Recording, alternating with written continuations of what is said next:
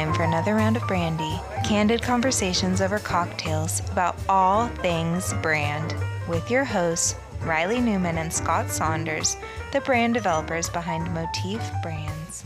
Welcome back to another round of Brandy. Now, let me ask you something. Do you have a New Year's resolution for 2025? Well, today's episode is all about these resolutions and what it means for you personally, but also your business and brand and how we can help you with that. Kind of rounding out the year and the holidays is Christmas next week and then New Year's following, and got us thinking about the age-old art of New Year's resolutions and something that everybody, right, has resolutions. Reilly, do you have anything off the top of your head going into the new year that something you want to pivot on? I always try to set goals of maybe reading more or spending more time doing certain things, or even like exercise goals and all of that. And that's actually like exercise, health, all those are on a lot of top of mind for people, especially going into the new year. January is the biggest month for gyms.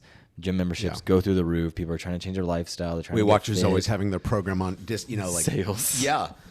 And it's just it's massive because we all think about it. We all want to make commitments and make changes. And actually, like around 80% of Americans are trying to make a health-related resolution of some sort. That could be, eating healthier, exercising, even like mental health things, but just overall trying to improve oneself. Yeah, like 4 out of 5 people will have on their list of New Year's resolutions something having to do with health. Run more, exercise, lose weight, tone up, Yeah. And it can be for different reasons too, right? For some people, as I get older, I've got on my list of things, one of the things I want to do is I want to try to get a little more strength conditioning, just because I am getting older, and as my body is starting to age, and even like, wow, I need to maintain a certain level of wellness, or it's going to get harder for me as I get older. So one person's reason for getting healthy may be for better wellness. For others, it's because they're coming out of a relationship this year and they're moving into a new year with new expectations, new horizons. They're going to be hitting this single. It's about the great makeover. It's about losing weight. It's about comparing themselves. And so their reasons for wanting to be healthier may be because of self-confidence. It might be their image. Maybe they just want to be more attractive to the opposite sex. Whatever it is, there's valid reasons for both, right? But people look into always the new year as being a new way of, like a new declaration. And I always think it's funny. It's like, well, why don't we celebrate June 1st as like a halfway? It's always it's something about the new calendar year. But I guarantee you, it's always people that are like, well, my diet isn't going to start like the new year because, January 1st, you're hungover, you ate nothing but crap the night before for ringing the new year. You probably have all the holiday candy left over. So it cracks me up that it's like a New Year's resolution, but I'll start on the Monday the 3rd or Monday the whenever, like that's when I'll start hitting the gym. And so we always delay it. So it's kind of funny of human nature that we do this, right? And there is, they've done studies, and I think her last name is Duckworth, but she's written a book on it, and they talk about the fresh start. And that's really where there's something about it. Even, New Year's Day is no different than the day before. It's just on the calendar that we're switching. But people, it's mentally, they're going, oh, it's a fresh start. It's to this. Now you have, dry January. You got all these things that are trying to kind of make up for the naughty couple of weeks that people have. But like Scott said, with exercise, healthy fitness, it's all subjective depending on where you're starting and what you're wanting, what you're aspiring for, and that reason behind that, whether that's getting fit for a wedding or maintaining your health or wellness or just increasing overall mobility, or even bad habits. And it always starts, I see it as like when you talk about New Year's resolutions, it always starts about kind of looking in the proverbial mirror at yourself. What kind of taking a wellness check of like, what are some bad habits I want to shed? What are some good habits I want to start adopting, and getting to a better you, whatever that looks like. Right. And I feel like there's so much that kind of for us as people and humans and our desire for this that really lends itself into the subject and topic of branding. And if you've read our book, if you've listened to our podcast in the past, it's all about how to frame branding, because branding is such a loose topic to talk about. It's hard to build finite lists. It's because it's all dependent. It's principles that are then applied specifically to your brand and to your business. So today, Reilly and I, we're gonna be talking about kind of going into a healthier year for your business, for your brand? And what are some things to be assessing as you're doing this time of looking in the proverbial mirror, right? Yeah. And so just like with your physical health, there's certain vitals that you watch or that you can track or measure. And so that's what we're going to try to do, is that kind of break this down to a brand and those vitals you can check. And we kind of broke it down to 4 of eyesight, hearing, mobility, and your pulse. And the pulse that you can have with the market. And so we'll go through each of those and kind of what it means for your brand and how that relates to certain things that you can focus on and start to refine and even, reflect on and go, okay, how did I do this previous year on this specific kind of vital sign? Yeah. So kicking that off, we're going to talk about with eyesight, a brand's eyesight. And a lot of times their sight, it's about having, to me, the best analogy is brand clarity that comes into mind. And a lot of times we talk about brand clarity as received from your audience. Like, how does your audience perceive you? And that is an eyesight visual. Do you have clarity in how your brand is perceived by the audience, right? But it's also comes down to forecasting. It's about eyesight, your brand, your business's eyesight to look and pinpoint a spot on the horizon. Uh-huh. A lot of times businesses they're just focused on the day to day. They don't take time to consider the eyesight of their business. They're forecasting. They're looking around. And with clarity in their brand and in their business, but also how does the audience perceive that clarity, right? Yeah. And really it's like, even personally with the new iOS update, they have like a eyesight thing where if you have your phone too close to your face, it will tell you to, hey, put it back a little, because if you don't do that, you'll become myopic, I think. That's a word where your eyes get so used to focusing on something too close that your vision starts to adjust to that, and that affects your longer distance now vision you become as well. nearsighted, And so the same thing with like brand. It's like where you cast your gaze is really where you're gonna the whole body, the entity is gonna follow that. And so, like Scott's saying, is like having that clarity of going, okay, not only in who you are and what you're not, but also where is this going? Because those things work hand in hand of going, this is who we are. And this is, who we're for. And so we need to direct things here, take the business to make these steps, or be able to strategically kind of approach those longer term plans. Yeah. If your business is not going anywhere, if your brand is not going anywhere, you're stagnant. That means your business is you're breaking even. You're either growing as a business, right? Sales are growing, your market share is growing, your customer base is growing, or it's not. And like that, your brand, which is a reflection of the perception of your business, it's a reflection of the relationship that your business has with its customers, the emotional connection it has, all those things. Those are things that, a business, if it's not moving somewhere, if it's not going somewhere, it is dead in the water. Yeah. And that's what we talk about, is always having your eyes set on something, having eyesight, having clarity of vision to see a spot that you want to eventually steer and get the brand to, and then doing the right things to get there. Yeah, and one thing I've seen like with clients that they love about when we do give them that clarity, when we do help them go, hey, we need to cut off, remove all these distractions, just focus here, have this clarity here. This is who you are. This is what you're not. And it helps their decision making. It gives them a knife to be able to go, okay, we can decide on this. We can, cut off this or prune here or just put focus here. And it allows them not only on the operational side of the business, but also just in their marketing, their messaging.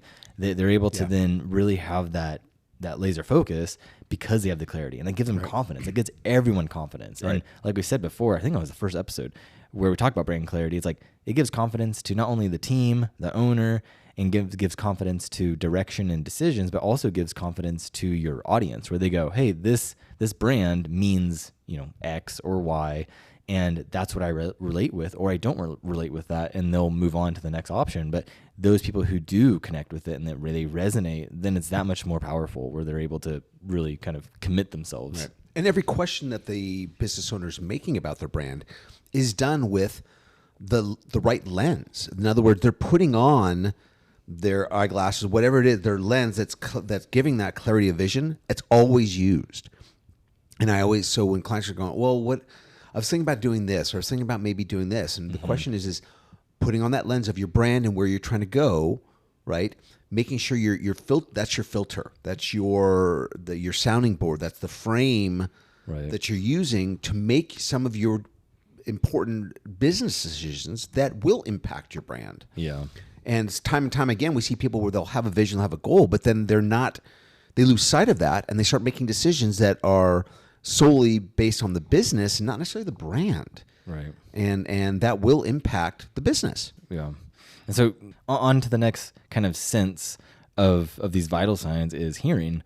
And to me, it's like when you think of us as humans, eyesight, hearing are massive kind of just like intake avenues that we have where we're looking at things, we're picking up on our surroundings through our eyes, our hearing plays into that, and we rely on them so much. So even when you think about your brand, it's like that clarity, like we talked, it's massively important. And then your hearing, if you're hearing and listening to your audience, are you taking the time to actually, see where they're at, listen to them, hear what they're actually saying, and take it into consideration and kind of digest it and actually then implement. Yeah, which is different, because I feel like there's a lot of people there's a lot of business that kind of go with customers always right, whatever the customer wants, that's what they do.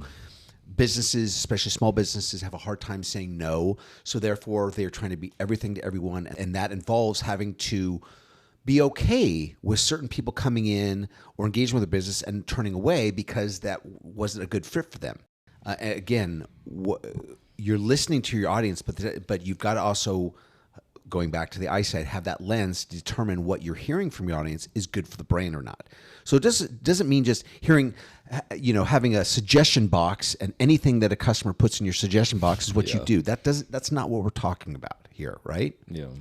It's not just creating a to-do list based on every little thing that people do. And I think a classic example is Adobe. Right now, they continue to evolve their software, enabling more and more features for AI and even text-to-image input, and some of those things. And I feel like Adobe has lost sight of the professionals that have always been using Adobe since it was first hit the market, and its core base of users. And I feel like more and more Adobe is trying to appeal to the novice designer or the everyday person who needs artwork generation in some form, and an industry that used to rely on professionals that are trained and knowledgeable and experts in their field, utilizing the Adobe tools to create those solutions.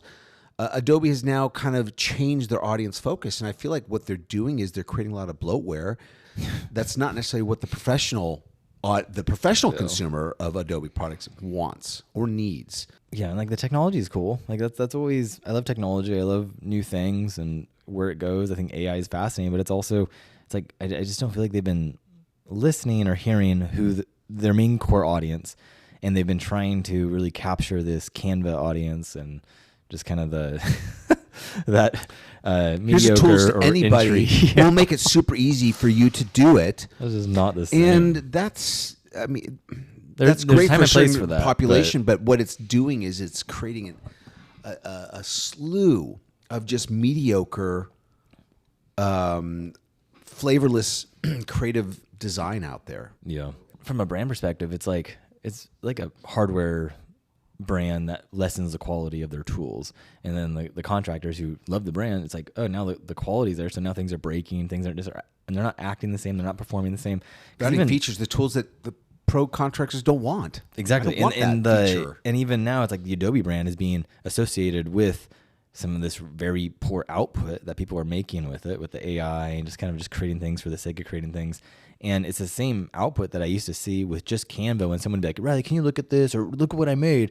And then I'll be like, oh, what'd you make that on? And then they'll be like, Canva. And I'll be like, it looks like it. Like now the same people are going, I made it on Adobe. I bought Creative Cloud.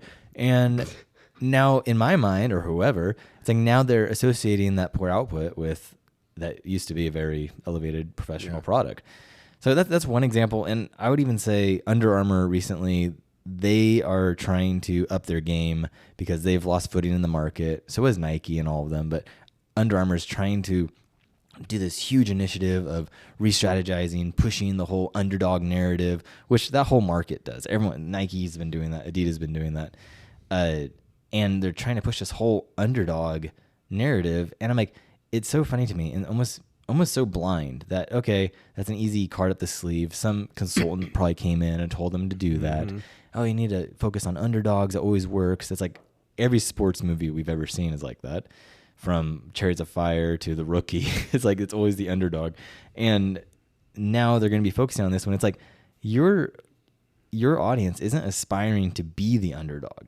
They're aspiring to, like, what we love about those movies is the journey and just that momentum of the underdog. It's cheering on the underdog to that place of success. Now, maybe they're trying to, I'm going to play devil's advocate, maybe as a brand, they're trying to say, hey, we want to be the underdog's brand because the underdog aspires to win, and we will get Under Armour will get them there, right? Right. But before, they were more of like, hey, for the professional athlete, they were going after a different tier. Maybe the same tier as Nike, right? Just do it, just like we are. This is it, right? This is what it takes to win, and that's good. Yeah. But it's a story and a messaging that has been tried and true for decades with many brands. It's not. Right. It's nothing new, and so it'll be very interesting to see, that they're pivoting this way and how that fares for them in the long run. I think as a brand. They remind me of like Powerade. Like Adidas and Nike are Gatorade and Under Armour is Powerade.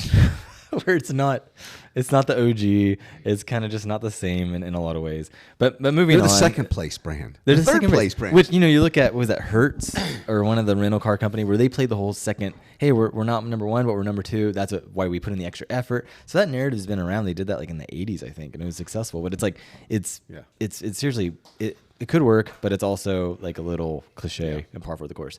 So listen to your audience, take in information, get, like Scott was brought up, which is a good point, is like external expert counsel. Counsel. And take it and in, heed it. And you're not just following people's orders, but really kind of going, okay, how can I take this in, reflect it on your brand, and go, what does this mean for the health of my business and my brand? Yeah. Let's talk about mobility. Oh, that's a big one. I am the older generation, and it's funny. I kind of, we were talking about this earlier, like I've noticed, like when we were talking about mobility, I noticed people my age and, maybe 10 years older and stuff. You can see when someone that's walking is an old person and they shuffle their feet. They don't have much mobility. They don't seem light on their feet, right? They probably have never ever tried to stretch in their life. They never probably ever actually, have you ever tried to even lean over and touch your knees? Maybe your toes. I don't know. But then there's people that are older that are setting themselves for greater success as they get older, not needing a walker, not needing all these things because they are taking strides to stay flexible, to be mobile, to have that flexibility, because that is going to better prepare them for the coming age. Mm-hmm.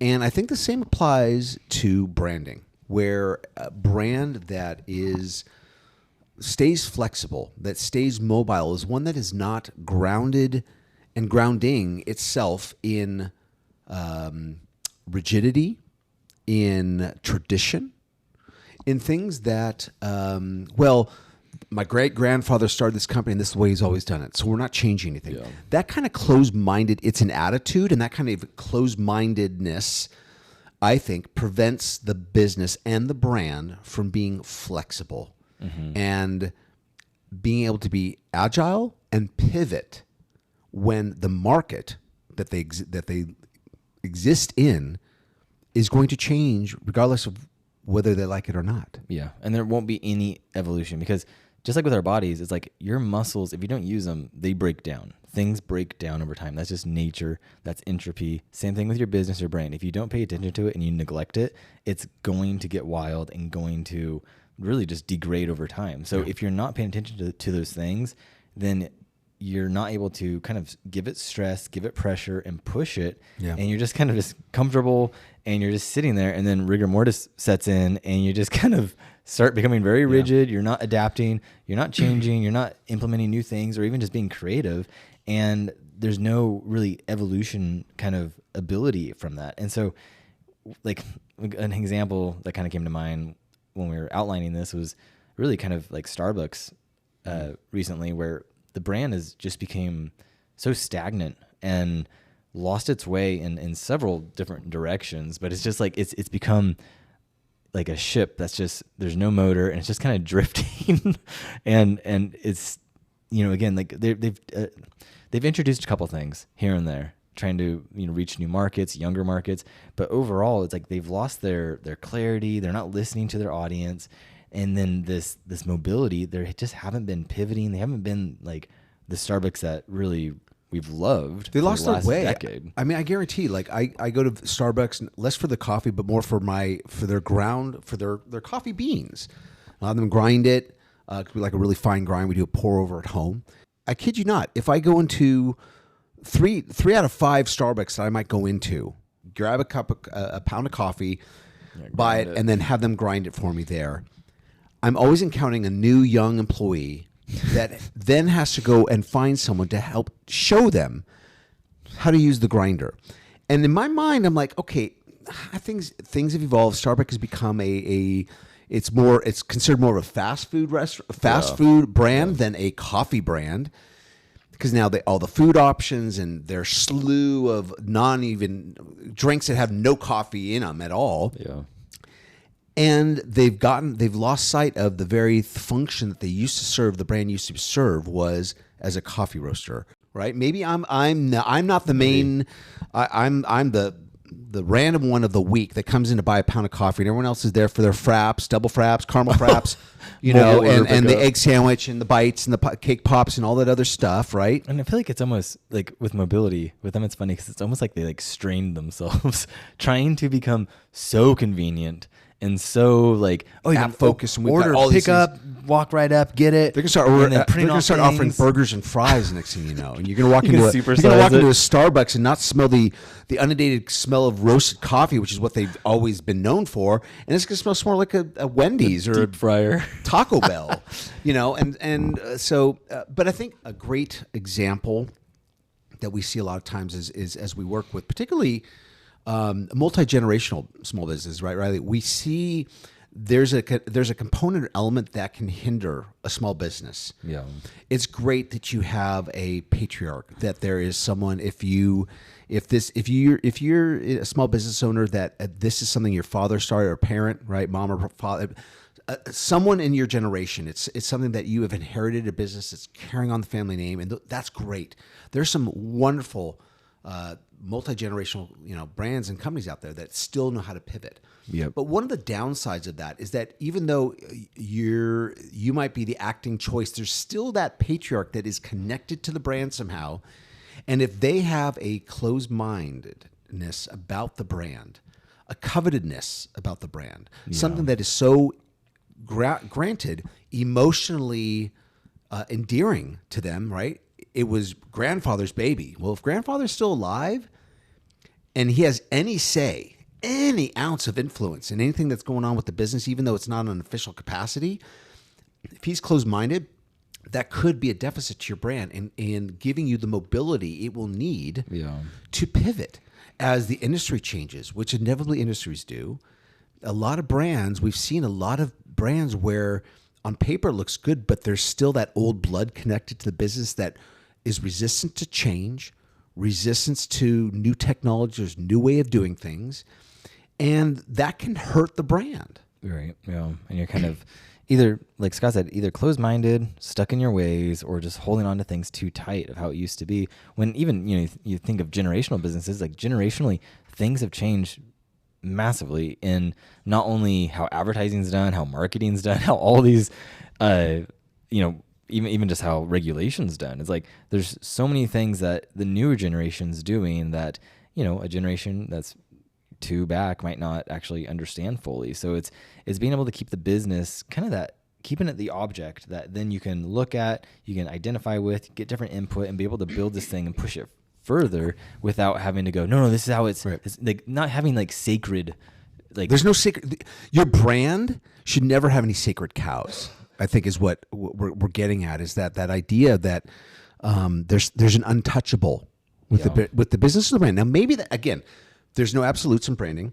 So anytime Reilly and I state something, it's like there's always that hidden asterisk because there might be an occasion where you break this rule, right?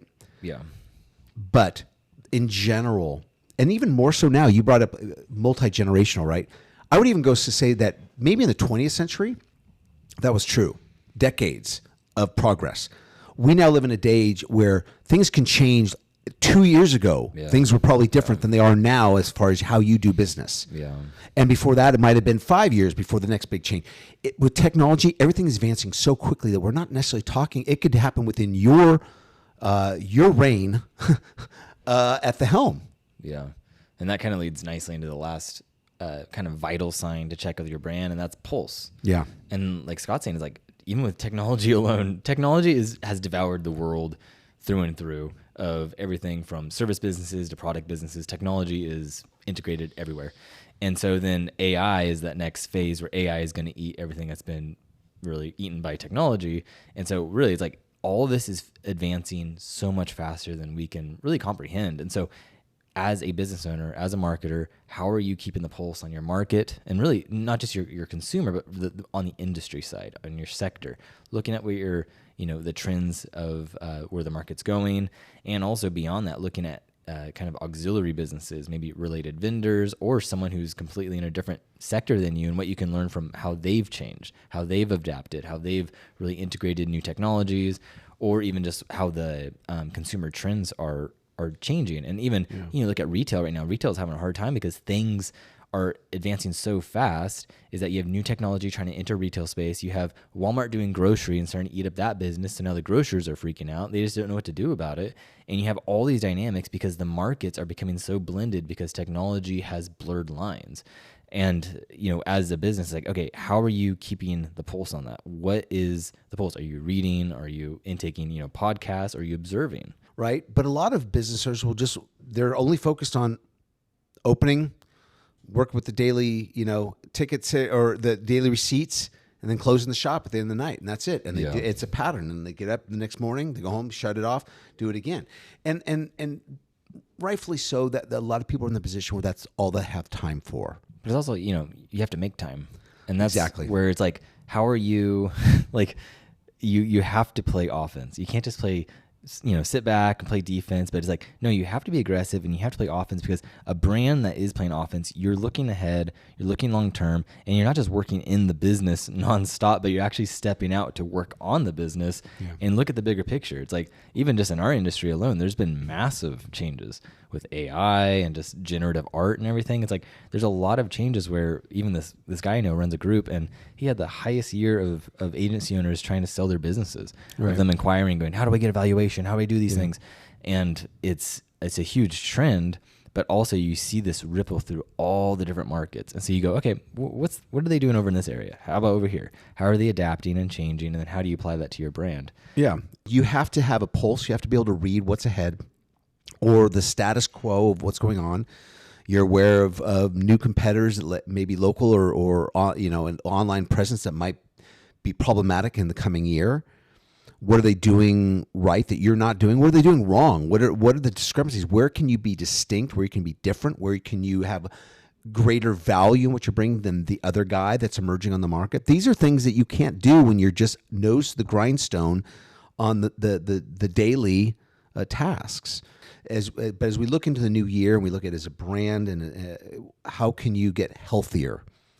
One of the key components is really being able to take a proper pulse.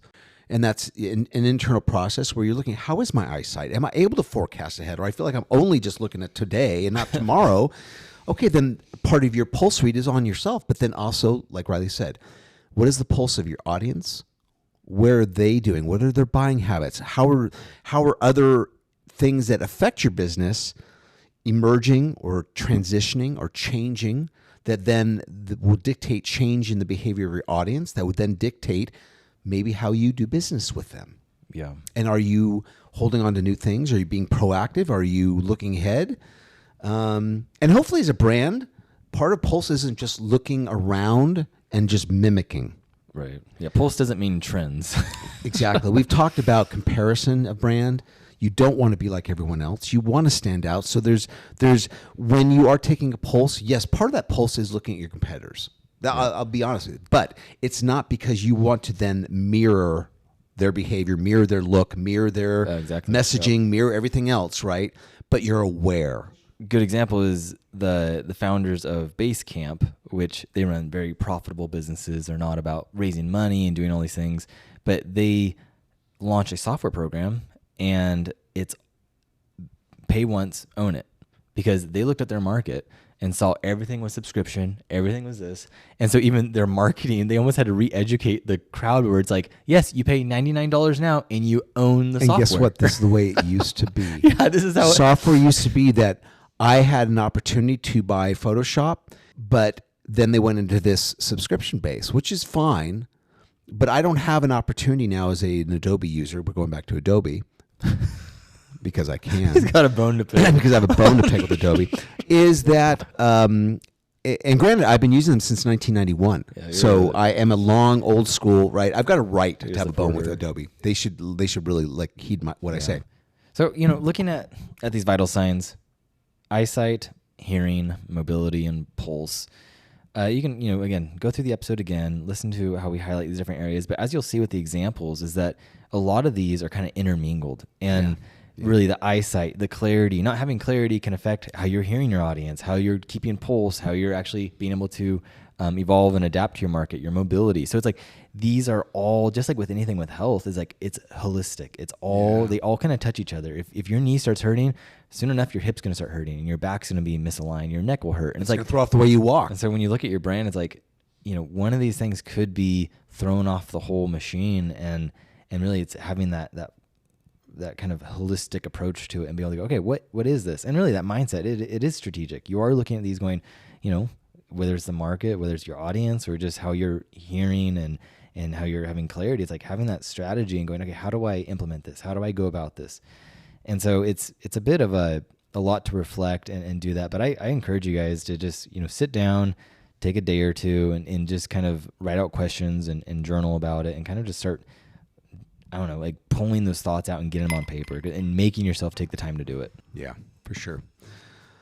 So as we wrap this thing up, we are thankful so much. We ran out this year of this podcast and this show, and we are so thankful for all you guys that faithfully tune in. And for those that have just maybe discovered us, welcome. We hope that you enjoy a spot at the table as we enjoy a cocktail and chat about all things branding. And, as we go into this new year, not only for your brand, your business, we wish you all the best of luck, as well as whatever personal resolution it is. And if it is getting healthy and getting in shape, hey, we root you on and we wish you all the best as you hopefully achieve those goals that you're setting out for the new year. Yeah.